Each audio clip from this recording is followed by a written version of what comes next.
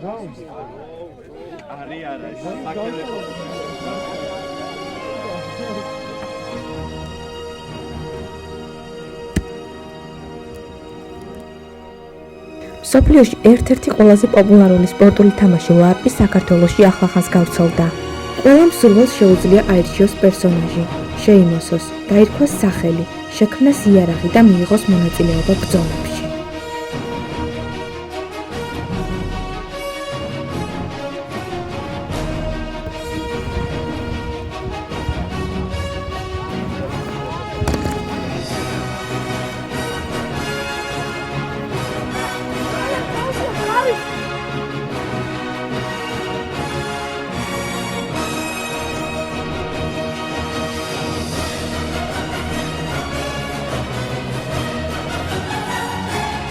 ლარპის ისტორია საქართველოში 2015 წლიდან იწყება.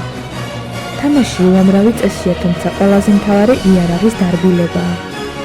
ბრძოლები ლისისთვის მიმდებარე ტერიტორიაზე იმართება. შეგიძლიათ ესტუმროთ, მიიღოთ მონაწილეობა ბრძოლებში, ან უბრალოდ გახდეთ მაყურებელი.